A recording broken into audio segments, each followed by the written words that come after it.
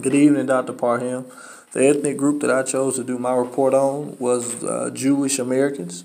And the name of my PowerPoint is called The Story of Jewish Americans. And it's also called A Journey Through Time. The first topic that I'm going to elaborate on with Jewish Americans is their immigration history.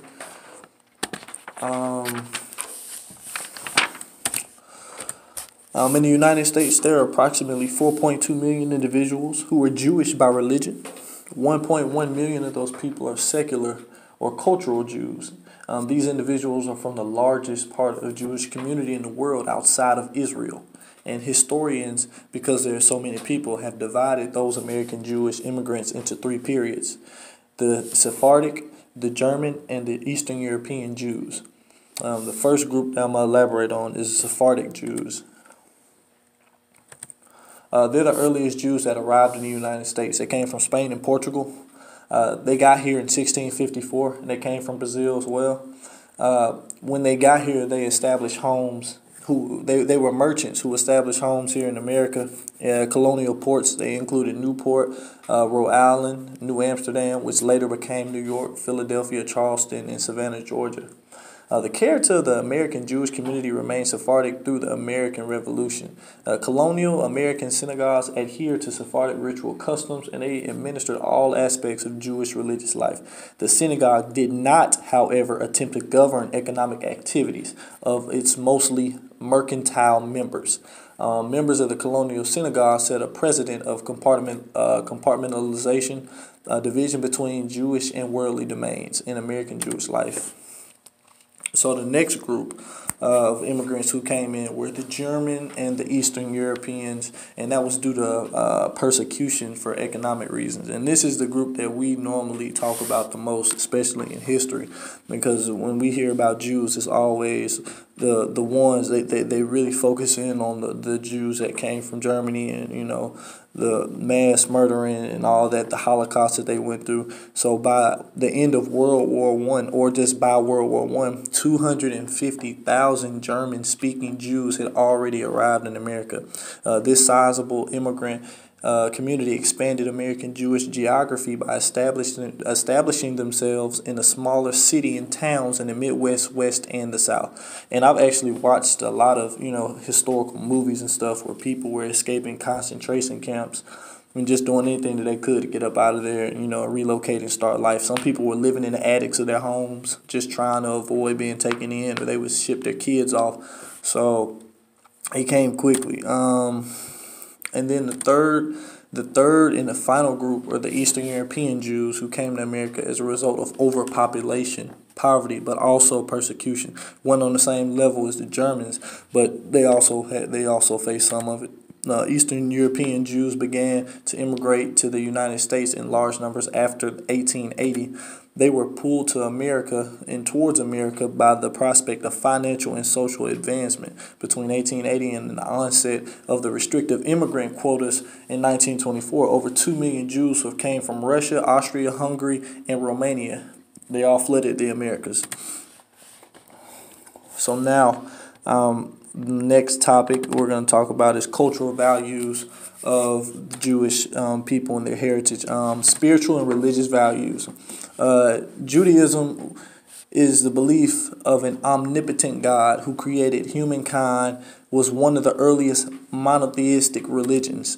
And Judaism goes through the process of A, studying Judaism and observing the commandments, B, immersing yourself in a ritual bath, also commonly what we would call baptism, and C, male circumcision. And we have a lot of those same traits, and not traits, but customs here in a lot of our religions, because I'm Catholic and I know we follow some of these same religions, religious traditions. One of the most important Jewish holidays is Yom Kippur. It's the Day of Atonement, and it's a time set aside to atone for your sins during the past year. And I can also refer this to Catholicism. And we also have stages of the cross. We got stages of the cross, and then I know it's once every Friday. I mean, once every month we go and we have something called confession, where we go and we confess our sins. So when you talk about religion and stuff like that, most of this stuff isn't all left field. You know, most of these religions they have different ways of doing things, but they're kind of all similar. They also have another day called Rosh Hashanah. It's the start of the Jewish New Year, and it's another high holiday in Judaism. To continue to talk about their spiritual and religious values, Rosh Hashanah is celebrated 10 days before Yom Kippur. This holiday represents the creation of the world or the universe, and even those who are not religious often attend synagogue services and spend time with family during these celebrations. I've never been inside of a synagogue, but they're very nice buildings. I'm also interested in going inside one. Now that I've done this report, I actually want to look inside of one. So now we're going to transition to norms and traditions that Jews have. Within Judaism, the degree of adherence to religious tradition varies between three different Jewish groups. You got the Orthodox Jews, you got the conservative Jews, and you got the Reform Jews. The Orthodox Jews, they refer to a Jewish person who follows all Jewish traditions. There's no ins and outs. There's no around the bushes. They follow it code by the book. The conservative Jews, they also seek to preserve Jewish traditions and ceremonies, but they're more flexible with the way that they interpret religious law. And then you have the progressive or the Reform Jew who's advocate. They're more of the freedom of the individual to make choices about which traditions they want to follow. So they pick and choose which ones they want to follow. Childhood experiences such as participating in Jewish holiday traditions with the family members, eating in a kosher dining room, or engaging in discussions with parents about Judaism, which influence cultural identity. I know when I was younger, and you'll see this later in my report, I attended LJCC, and they had a calf. It was called the kosher calf, and they only made kosher food there. That's just part of their religion. They only, most of the time, if they can, they only eat kosher food. Religious behavior and traditions such as lighting a Shabbat candle can be calming since they remind individuals of their history and their community. The majority of Americans hold American Jews in high regard, stressing their strong religious faith, contributions to the cultural life of America, and strong emphasis on the importance of the family. A little bit more on norms and traditions. Other aspects that are important in Jewish Americans, their identity are leading an ethical life, working for justice and equality, working for justice and equality, and they have a good sense of humor. I actually do have a buddy who was a Jew, and his name is Adam, and they're quite humorous people, so this is true. So that's what we have on their cultural values, their norms, and their traditions. And the next thing we're going to transition to is family structure. Now, their family structure, if before I even get into it, most of the time with any sane person or sane family, most traditions are going to be down the lines of probably the same thing when it comes to ethic and values, how you want to raise your child and what you want from your child and the type of household you want to build around your child. So, we'll start off with the fact that Judaism is the teaching that a man and a woman are two halves of a whole. For more than just a partnership or a team, your spouse is your other half, your soulmate. Together, this whole not only helps bring new life into the world, but it also raises and educates people to function as constructive members of society. And then we'll go on to say that the communication styles, we're going to talk about the communication styles of Jewish people. They're welcoming and they're genuine with a sharp sense of humor. They appreciate honesty, and they benefit more from questions and answers than from lecture-style learning. Jewish people are also very hospitable and respectful. For example, Jewish males do not touch, hug, or shake hands with females other than their spouse or their children. In addition, men will also avoid eye contact with the opposite gender, and this is very true. And you can also look at Muslims or Arabians or the Arabics, and from their women wearing stuff over their faces or whatever it is. It's a lot of religions who are very, very picky about what the male and what the female can't do. So this isn't foreign, or this isn't just outlandish. There are a lot of religions that are like this. I think that we're the most lenient when it comes to how we deal with what the male and what the female can do in a relationship when it comes to dealing with people and the level of respect that we give each other. So, I think this is nothing new. Okay, so now we'll go into Our next slide. Family structure. We want to talk about family structure. Parental roles, the role of a parent. The roles in marital relationships are seen to be complementary, with love and romance being less important than the task of raising a family. So if your love life isn't necessarily going great at that time, it doesn't matter. Are you doing the things to make sure that your child is in the best position that they can be in to be successful in life? The next thing is Orthodox Jews are also more restrictive about birth control and abortion than other Jewish Americans. So the Orthodox Jews, once again, those are the ones who are by the book, by the code. They don't deviate from what they know or what they learn. So if you're in a household where you're an Orthodox Jew and something happens, you're probably just going to have to live with the situation, and you're probably just going to have to make the best of it, as opposed to someone who's a Reformed Jew can say, well, hey, I don't really want to practice that custom. Let me go do this, or, I don't really want to be in this situation right now, so let me make this bet work the best way that I can. Next slide. We're going to go to... my computer froze. All right. Historical issues.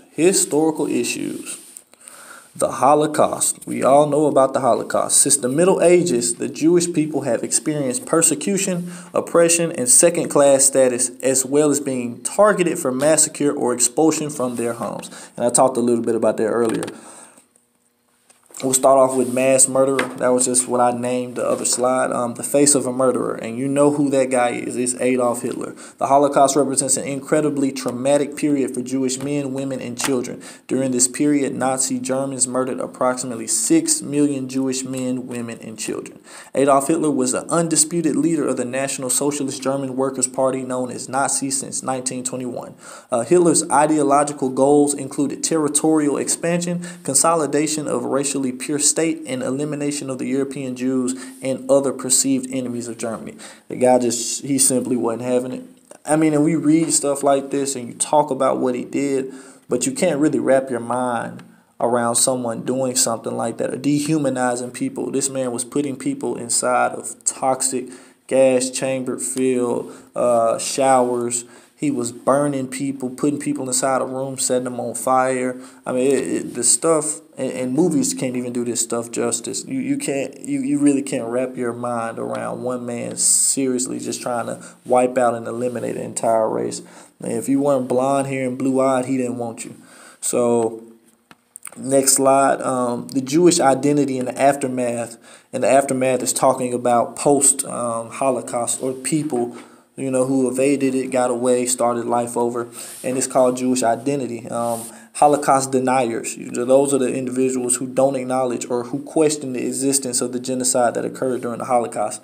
And I mean, those people, that's kind of like people saying that racism, or that when black people, when we were in slavery, those who try not to identify themselves with our ancestors being in slavery, or it didn't happen to me, so I don't associate myself with that. I mean, that's ignorance. That's just pure ignorance. Not knowing your history, or not knowing where you came from, or what your people went through. I just think that's pure ignorance.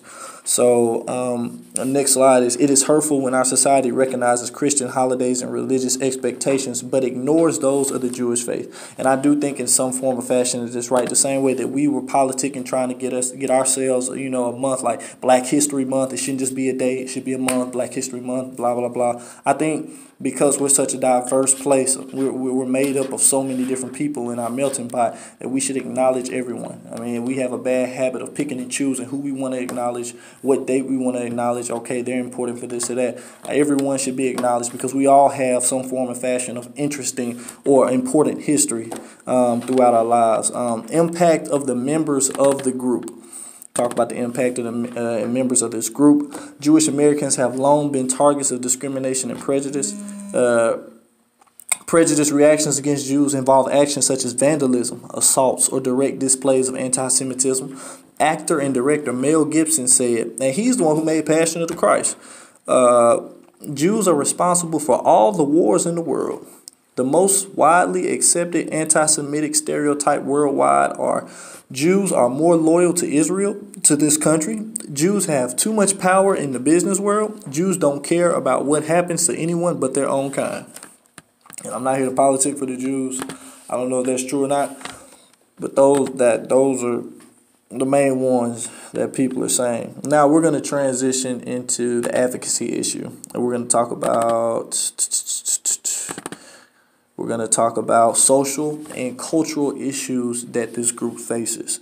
Because of their strong faith in Judaism, they may be reluctant to seek treatment. And you told us to translate this into the treatment world. So since this might imply their religion has failed them, and they don't want to seek treatment, because if I seek treatment, then that means that I didn't do something right, or my religion has failed me, or I didn't follow, or blah, blah, blah. So Orthodox Jews, their communities tend to be very close-knitted, and the stigma associated with seeking therapy might reduce a person's opportunities to establish social relationships or marry within the community. Basically, all that is that this person knows that person, and if I sit down and talk with you, is what I say going to stay between me and you? Or as soon as I walk out of that door, are you telling your daughter or your friend who knows the daughter or someone who I'm dealing with, are you going to tell them my dirty laundry, and then boom, now everyone's talking about me, and I've defaced myself in my community?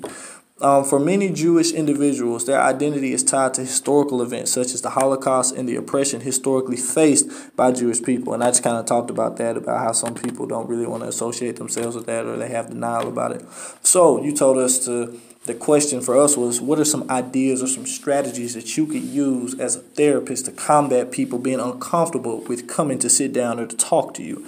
When dealing with this particular group, it is important that therapists are aware of the prejudice and the discrimination that Jewish American clients have experienced in the past. I feel that if you don't know someone's past, or you don't know what someone went through, or you just don't know anything about them, you are not equipped to help that person. Orthodox Jews may find it difficult to engage in therapy because of issues such as confidentiality and the concern that they will be asked to do things that are against their religious beliefs. And I can totally understand that. There are some people who just will not deviate or go against what they were taught or what they believe in. So as a counselor, one thing that you could do is you could consult with a rabbi or how to deal with issues such as confidentiality or how Judaism might affect counseling, which could be useful. Therapists can also work jointly with the client and the rabbi in defining the problem and developing interventions so that the components of the therapy do not conflict with your religious beliefs. Create a criteria or an itinerary for this person, or something that they can go by that will not affect them, and that they don't have to secondhand whether or not I can do this because this is going to interfere with what I believe in. So those are my answers to your question about that, your ideas or your strategy. And now, lastly, I will talk about local resources. And I took that as the Levite Jewish Community Center. I kind of spoke about it. I was a member when I was in high school. That was my first time kind of being acclimated with the Jewish community. It's called the Levi's Jewish Community Center, and it's a social, cultural, and recreational organization for Birmingham's Jewish community, but it's open to the entire community. It's just that Jewish kids, they don't pay as much as a regular person would, or you have to be referred by a Jewish person to be a member of their community gym. It's not just a gym. It's not just a facility. It's more like a community thing for people. You know, they have sports and everything. They do have that, but they have daycare centers. They have programs. They have fitness clubs, swimming teams. They even have a little school. I think the school goes up to about the 8th grade. And it's really just a community thing where everyone gets to know each other up there. But I think one of the criteria for becoming a member there is that you have to be a friend with someone who's Jewish there. They just don't really want just, outsiders. But if you are an outsider, you have to be friends with someone who's Jewish. And it was actually an eye-opening experience for me because you see a lot of people do a lot of different things there. I learned about their hats. I was asking kids, why do you wear the hat? Why do they do this? Why do they do that? So, I have a lot of Jewish friends. But to continue, the center occupies a 70-acre site in 3960 Montclair Road in Birmingham, and it serves a membership of about 6,500 people. The executive director is Garth Potts. I actually know. The center was founded by a group of young men from Knesset Israel Synagogue who met in 1906 to create what became the Young Men's Hebrew Association. It was their purpose to bring together Jewish kids from across the city. And then my next slide, if you click over and you zoom in on the LJCC part, you'll see that I have facility pictures. It's pictures of the facility. It's actually a nice facility. It's very large. Facility pictures, LJCC. Click on the next picture. It's a man. It's a picture of a man and his family sitting, and I think they were interviewing. I don't know what they were doing, but you'll see in the back the Star of David. Star of David is big. That's their symbol. But yeah, it's a great place. The people and what you'll find is you see so many stereotypes of what we perceive people as. Jewish people are very nice. They really are. As long as you're kind and sincere towards them, they are very kind people. I don't really think that the prejudices that we deal with Caucasians, they have those towards us because at some point in their lives they were oppressed just like we were. You know, I had a lot of Jewish friends that, you know, they would talk to me about, well, you know, what happened, you know, could you explain slavery to me? And I really did. My buddy and I, David, he was like, could you explain slavery to me and like what all happened? You know it better than I do. And he told me what happened during the Holocaust. And so since you both have an understanding that we both kind of came from the same background, you can understand people better. You can appreciate people more. As opposed to, and I'm not saying all Caucasians are like this, but some Caucasians who were on the other side of the ball and they really don't know what it's like. So I have a lot of Jewish friends. I relate well with all of them. It's still a place that when I go home I actually go to. But yeah, those are my local resources. And then at the end, I have my works cited. I emailed you about that because I did not want to get in trouble for any type of plagiarism or anything. So I cited everything that I got from the book on my PowerPoint, and I put it at the end. Any other miscellaneous website, I put that at the end too. And I'm going to put my link on Blackboard for you because this is my first time using Prezi. So I had to pay the $100 to add audio to there and for me to download it or upload it or export it. So I'm just going to put the link on there. That way it'll go straight to you so you can watch my video. Thank you, Dr. Parham. I appreciate everything you're doing to help me, and I hope you enjoyed this. Thank you.